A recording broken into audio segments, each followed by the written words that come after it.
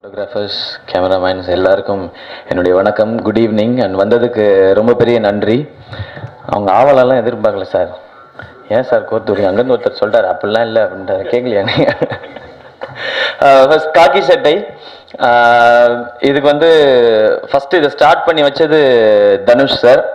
And நிறைய பேருக்கு already நான் ஃபேஸ் பண்ணிகிட்டு இருக்க ஒரு பெரிய கேள்வியை இங்கே அதுலேருந்தே ஆரம்பிச்சிடுறேன். தனுஷ் சாருக்கும் எனக்கும் எந்த பிரச்சனையும் இல்லை. ஏன் அவர் வரலன்னு நிறையா பேர் கேட்கலாம்.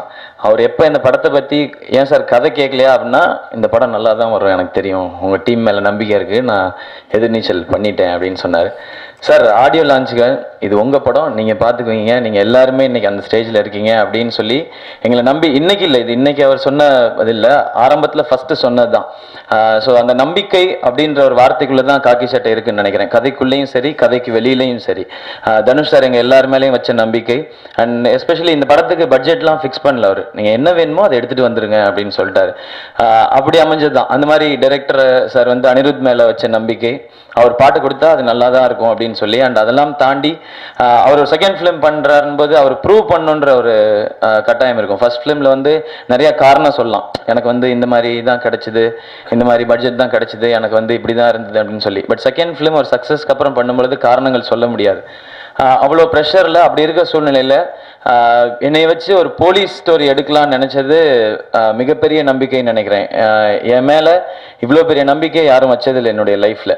எனக்கு என்ன வருமோ அதை செய்யணும் அப்படின்ட்டு தான் எனக்கு கூட இருக்கவங்க இல்லை எல்லாருமே வந்து இது வரைக்கும் சொல்லியிருக்கிறாங்க. என்னுடைய லைஃப்பில் ஒரு போலீஸ் படம் உன்னால் பண்ண முடியும் அப்படின்னு சொல்லி நம்பிக்கையாக கொண்டு வந்து இந்த ஸ்கிரிப்டை கொண்டு வந்து வச்சார்.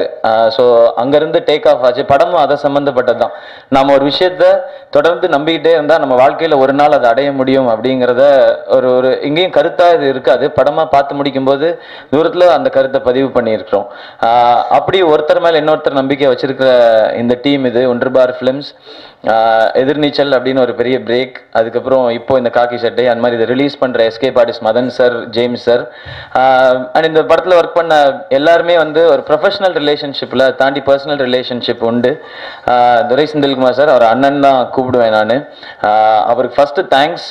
ஏன்னா இப்போது ட்ரெய்லர் எஸ்பெஷலி பார்த்த பிறகு எல்லாருமே சொல்கிறது என்னென்னா, நல்லா இருக்குது உங்களுடைய லுக்கு, கான்ஃபிடென்ட்டாக இருக்குது, லுக்கு ஷார்ப்பாக இருக்குது, ஒரு போலீஸ் மாதிரி இருக்கீங்க யூனிஃபார்மில் பார்க்கும் பொழுது அப்படின்னு சொல்லி எல்லாருமே சொல்கிறாங்க. ஸோ ஃபஸ்ட்டு அந்த மோஷன் போஸ்டர் வந்ததுலேருந்தே நல்ல ரெஸ்பான்ஸ் இருந்தது எல்லாத்தையும். அதுக்கு ஆரம்பிச்சது துரை செந்தில்குமார் சார் தான். அண்ட் எல்லாருக்கும் பெரிய தேங்க்ஸ் அதுக்கு, அந்த ரெஸ்பான்ஸ் கொடுத்தது. அதுக்கப்புறம் தான் எனக்கு கொஞ்சம் நிம்மதியாக இருந்தது. அது வரைக்கும் நான் ஃபுல்லாக டென்ஷன்லேயே இருந்தேன், எப்படி இருக்க போது, என்ன சொல்ல போகிறாங்கன்னு. ஸோ அவங்க எல்லாருக்கும் தேங்க்ஸ். அண்ட் சுகுமார் சார் மான்கராத்தேக்கு அப்புறம் மான்கராத்தே டைம்லேயே சொல்லிருப்பாரு, நான் அவங்களை வந்து சூப்பராக காட்ட போகிறேன் சிவா, அடுத்த படம் பண்ணுற சினிமாட்டோகிராஃபருக்கு வந்து அது சேலஞ்சாக இருக்கணும் அப்படின்னு சொல்லிட்டே இருப்பார். அப்படியா சார், அந்த சேலஞ்சை நீங்களே எடுத்துக்கங்க வாங்க சார் அப்படின்னு சொல்லி நாங்கள் அவரை கூப்பிட்டு வந்துட்டோம். ஸோ இந்த படத்துக்காக நிறைய மெனக்கெட்டார் அவர். ஏன்னா என்னுடைய பாடி லாங்குவேஜ்லேருந்து அதை கரெக்டாக ஸ்க்ரீனில் கொண்டு வர வேண்டிய பெரிய பொறுப்பு அவருக்கு தான் இருந்தது. அதை ஸ்கிரிப்ட்லேருந்து ஸ்க்ரீனுக்கு ட்ரான்ஸ்ஃபர் பண்ண வேண்டிய பொறுப்பு. அண்ட் என்னை நல்லா காமிச்சதுக்கும் ரொம்ப ரொம்ப தேங்க்ஸ் சார். அண்ட் அனிருத் வந்து எனக்கு இன்னைக்கு இண்டஸ்ட்ரியில் நிறைய ஃப்ரெண்ட்ஸ் கிடையாது. அதுக்கு என்ன காரணம்லாம் தெரியல. மேபி நான் ரொம்ப ரிசர்வ்டாக இருக்கேனா அப்படின்னு தெரியல. பட் அதை தாண்டி எனக்கு ரொம்ப க்ளோஸ் அனிருத். ஒரு ஃப்ரெண்ட், பிரதர், என்ன வேணால் சொல்லலாம். அப்படிப்பட்டவர். ஸோ அவர் எப்போவுமே என்ன நினைப்பாருன்னா, என்னை ஒரு லெவல் மேலே தான் வச்சு பார்ப்பார். இந்த பாட்டு வந்து சூப்பராக இருக்கே, இது எப்படி ஆடிடுவானா அப்படிலாம் இல்லாமல் இது நல்லா பண்ண முடியும், நீங்கள் போய் பண்ணுங்க அப்படின்னு சொல்லி. எஸ்பெஷலி இந்த படத்தோட இன்ட்ரோ சாங்லாம், இது காக்கி சட்டை அப்படின்ற சாங்லாம், அதுக்கு அந்த ஸ்டைல் ஆஃப் சாங் என்னை யோசிக்கவே முடியாது. பட் அதை அவர் தைரியமாக கொடுத்தாரு. ஸோ அனிருத் சார் ரொம்ப தேங்க்ஸ் எல்லா சப்போர்ட்டுக்குமே. நன்றி. ஒன்ஸ் அகேன் என்டையர் டீம் எல்லாருக்கும் தேங்க்ஸ். அண்ட் எல்லார் சார்பாகவும் again request, please do support us. February 27th காக்கி சட்டை தியேட்டரில் பாருங்கள். தேங்க்யூ.